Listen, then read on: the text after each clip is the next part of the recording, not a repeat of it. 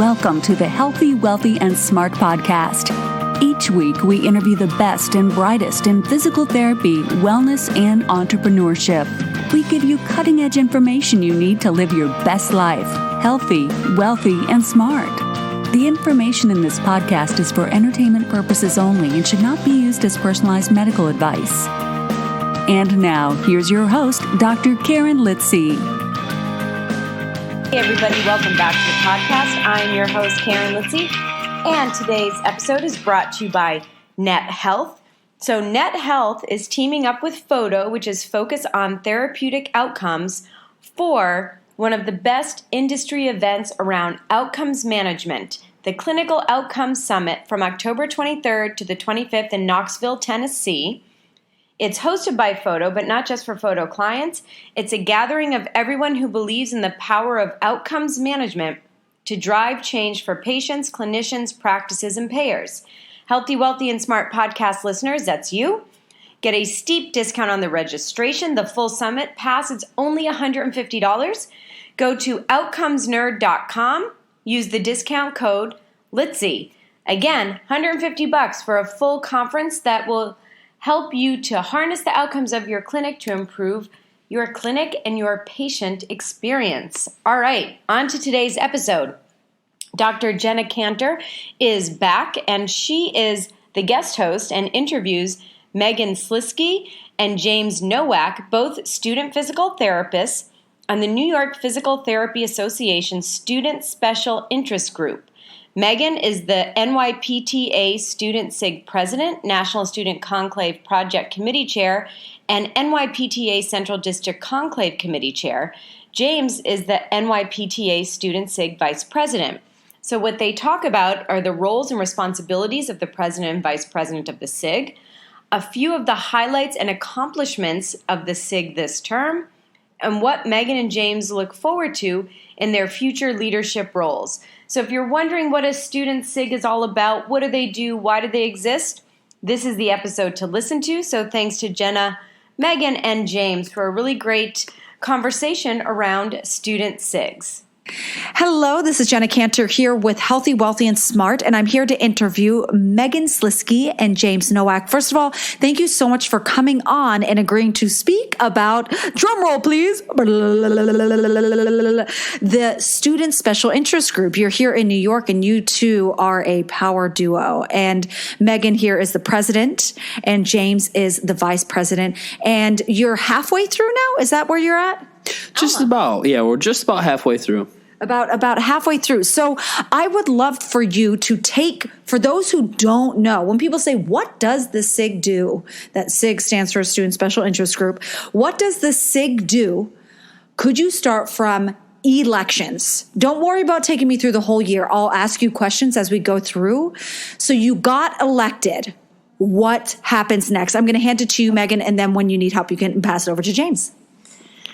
So when we first got elected, Jenna, a lot of it was just trying to figure out what the dynamic of the new team was going to be and how we were going to encompass the goals of the SIG into the individuals that we were introducing into the SIG. And so the beginning of the term involved a lot of transitioning and a lot of trying to make sense of, what we were going to do and how we were going to progress forward. And the SIG being just only in its infancy, only 2 years old at this point. We had a lot to consider. We had to figure out, what had worked the previous year, what hadn't worked, how are we going to move forward, how are we going to make this organization successful, how are we going to pair with the NYPTA and really make this an organization that was going to succeed. And so at the beginning, we really focused on trying to get to know each officer individually, as well as trying to get to know the positions individually.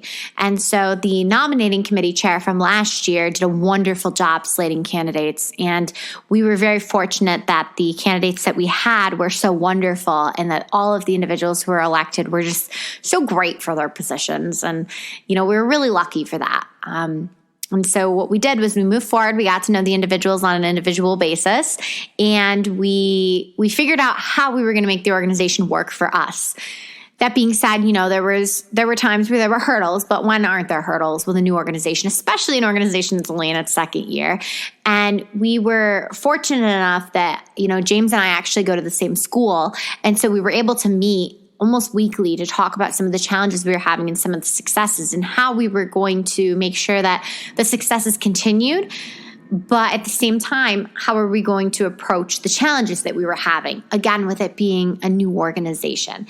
And I happen to think that we're very lucky that James and I went to the same school, because in the second year of this organization, we were able to work through some things that were a tad bit challenging that we hadn't maybe thought about before, or that maybe weren't issues the year before. And I think that we've been very lucky so far with the caliber of people that we've had and the team that we've had. And I think that the rest of the year is just, it's going to be so wonderful. I love that. So James, for you, when you got elected, what happened? Was it there a meeting? You already knew Megan, I'm assuming? I would love to know.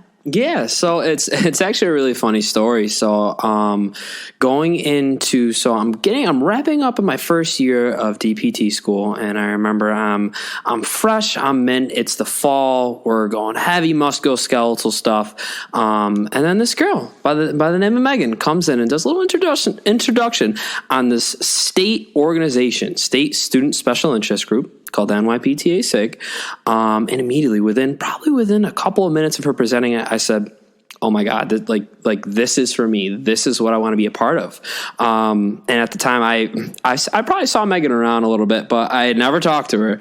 And I gathered up the courage and I introduced myself and I said, this right here is something I want to be a part of. I want to make a difference, not only at my school, but on the state level. I want to interact with students and professionals both throughout the state, And so I went up to her and I said, "How do I get involved?" And then she kind of talked me through the election process and how that was going to be coming up.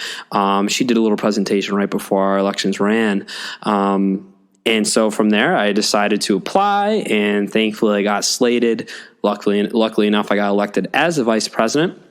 And I was very, very thankful for that. And I think my process after that, really, my first initial thought was, okay, so now I'm a part of the state organization. It's such a phenomenal opportunity. I'm going to be able to work with students throughout the state. I'm here in central New York. If you think of a map of New York State, you put a dot right in the middle, pop. That's where I am. And I'm going to get to work with people who are all the way down south in the city and all the way up towards Canada.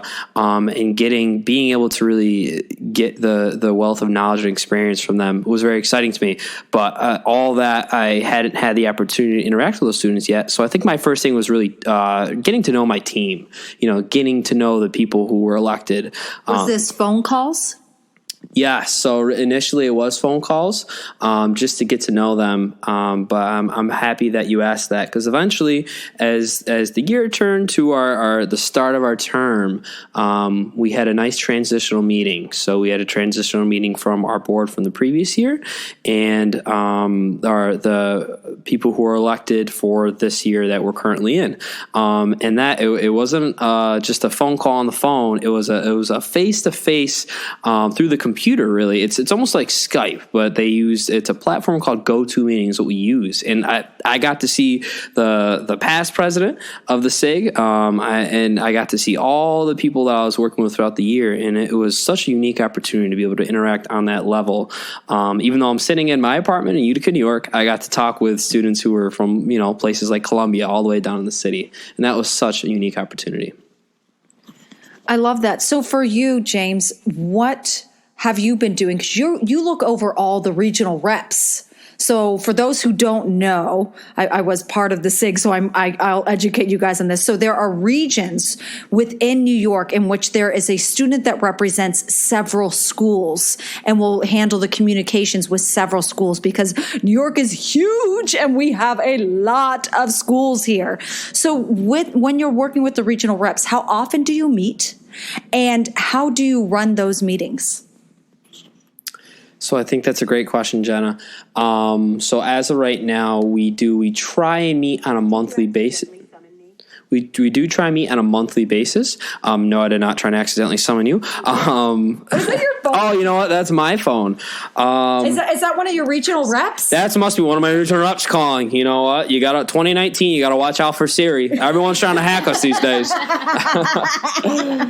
But no, so initially we are meeting monthly, and with that being said, coming up towards our midterm here, where, something we really put at the forefront is getting immediate feedback on things, and we're going to get feedback from students and see, is that something that's working? Is it something that's not working?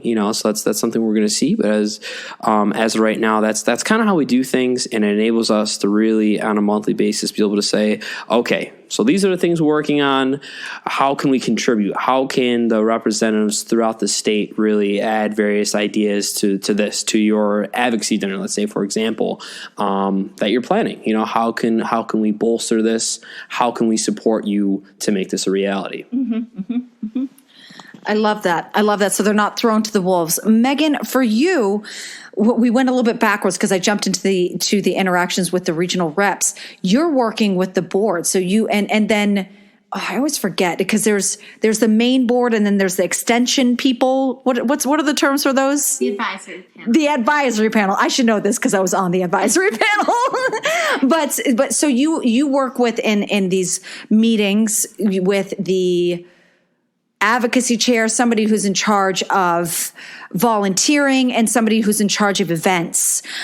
What do you guys discuss? What even did you guys discuss, and how was it passed along to James to be passed along to the regional reps? Like, how did that go about? I mean, was it just throwing out 5 million ideas?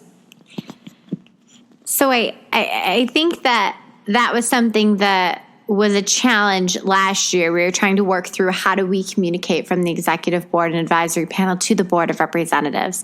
And that's something that James and I did not take very lightly this year. We worked very hard to figure out how we were going to communicate with the board of representatives. The board of representatives and the liaisons are our main contact with the schools. And without them, our structure falls apart. We need them. We need the communication with them. They need to know what's going on. And so the way that we worked through this was, yes, we had our executive board meetings where the executive board talked with the advisory panel and we figured out the plans for everything, and we figured out, what we were going to do for the rest of the term, or even for just the upcoming months. Maybe not even extending till the end of the term, maybe just focusing on the now. So we would talk through that. But what we added this year, Jenna, that I think you'd be very happy to hear is that the Board of Representatives were invited to every single executive board meeting. And so not only do they know what's going on at the executive board meetings, they have active voices in what's going on at the executive board meetings. So the Board of Reps have become this voice for us, the voice of, we know what's going on in this region. We understand our schools. We can give you the information that you need to help the SIG be successful right now in these regions, in these schools. And I think that was what was crucial, and that's what we added in that's really been beneficial to our organization, is that we've been able to encompass all of our officers, and we've been able to involve all of those officers in the decisions, and we've been able to hear all the different perspectives, and I think that's been great. How did you narrow down exactly what you were going to be doing this year, aka advocacy dinners or even conclaves? And we're going to take a quick break to hear from our sponsors and be right back with those answers. Let's talk about something important. Patients and their outcomes. If you love to nerd out on this kind of talk like I do, the best industry event around outcomes management is happening from October 23rd to the 25th, and it's the Clinical Outcomes Summit. It's hosted by Photo, but it's not just for Photo clients. It's a gathering of everyone who believes in the power of outcomes management to drive change for patients, clinicians, practices, and payers. And the best part, Healthy, Wealthy, and Smart podcast listeners get a steep discount on the registration. The full summit pass is only $150. At that rate, go ahead and bring your entire team. Go to www.outcomesnerd.com and use the discount code LITZY. That's LITZY. Hope to see you there. We haven't narrowed that down. And I think that maybe that's one of our strengths, is that we're We're trying to figure things out as we go. I talked earlier in the podcast about how this organization is in its infancy and how we don't actually know exactly where it's going. And I think maybe that's the best part of this organization right now, is that we don't know. So we've thrown off ideas, we've talked, we've figured out what everyone's strengths are, we've figured out where we can go with the ideas that we have. And from that, we've decided that, we have a very strong advocacy chair who's really great at working with the student assembly and working with you as the past advocacy chair. What? No. Leaping Lee has done it all. She's incredible. She has, but she's had wonderful mentorships, which I can say for a lot of our officers. Actually, all of our officers, they've had wonderful mentorships to be able to guide them to what we've done now. I think that talking about the strengths and talking about, what succeeded last year, what we can do better from last year. We had such a strong board last year, and they left us with such monumentous advice. And you guys were so wonderful in guiding us to where we need it to be for the next year. And we've taken that and we've run with it, And so, every day we may not have the answer to what we're doing tomorrow, but I think that right now the plans that we have in place are wonderful. And I think they're great for enhancing the student experience. And I think that as the term continues, we're just going to keep coming up with more ideas, and we're just going to be able to keep invigorating students to be able to get involved with a special interest group. And personally, that's what I love about it. I think that every day we just grow more and more as an organization. And I love that. So what? Oh no, I'm going to give you back the mic. So what have you guys accomplished this year so far? You share some and you share some. Split the mic. Yeah, oh boy. Okay, so I'll start. I don't want to steal too much of James's thunder, but I think so far one of the wonderful things that we've come up with is that we've voted in the establishment of an advocacy task force, and we've also voted in the establishment of a service task force. The advocacy task force is going to promote legislation nationally and statewide to help students become more informed on the issues that really pertain to us as physical therapists and physical therapist assistants, and the service task force, I should use the right language, is going to really focus on helping our service chair with implementing a really great day of service project, something that we really hold to high standards in New York State, and I'm so excited to see what they accomplish. So I'll give the mic to James, and I'll let him talk about more of our successes. Without further ado, so I think really two things stand out to me early on. One first is it's really a continuation of last year, and it's really implementing the advocacy dinners. We've really tried to put a focus on students networking not only with themselves but with professionals as well to really advocate for our profession, not only as PTs but as PTAs as well, with one common goal of educating folks, educating just our regular public, along with educating our legislators. That's something we put a focus on, is initially extending that to things such as Lobby Day. And really just letting students know that, hey, this is something, your classroom education is vital and it's very important, but you also should be concerned about some of the legislative issues that are going on, because it's really going to impact your future. So we've already had a couple of very successful advocacy dinners. We've had some standout speakers, such as former NYPTA President Dr. Patrick Van Beveren. He gave a phenomenal presentation at Utica College. And really, what I want to say with that is a huge shout out not only to our advocacy chair, Lee Ping Lee, for really making these things happen, but also our regional representatives down to the liaisons at each individual school, really planning and being our boots on the ground when making these things happen. They did a phenomenal job. And I would say our second accomplishment of this year, which I really feel strongly about, is connecting with the NYPTA, and specifically the NYPTA districts. Something we've really made a push for is to start to really try and promote similar events, and get students involved in mingling with the professionals in their various regions. We had our regional representatives actually reach out to the district chairs in the NYPTA PTA, and we're really trying to foster that relationship. So then, in the future, we have that great connection with professionals who are in the field, and that will really provide students with phenomenal networking opportunities that they might not be able to get at their individual programs, but they can receive that from us. I freaking love that. Okay, so I am going to move you both forward into the future of when your term ends. What are you going to miss most? I think what I'm going to miss the most is being able to inspire the students in New York from my leadership position as the president. I'm going to miss talking with them on a weekly basis and, hearing their thoughts and hearing their opinions on how we're going to better things for the physical therapy profession in New York State. But I say I'm going to miss that, although I have a feeling that those relationships aren't going anywhere. And I have a feeling that knowing myself, I'm still going to be reaching out and talking to all of those individuals. I think I'm going to miss inspiring the team. I think I'm going to miss the SIG. This being my second year involved in the SIG, I think the SIG has really given me an opportunity to grow. And I think it's helped me realize who I am as a person and who I want to be as a professional. And although I'm eternally grateful to the SIG for what it's given me in my role as a graduate student, I'm going to miss it. I think I'm going to really miss interacting with the people that I've met. But I also know that that's not the end of what I plan to do. And although it'll be a little bit of a bittersweet ending, I'm excited for what comes after the SIG for me.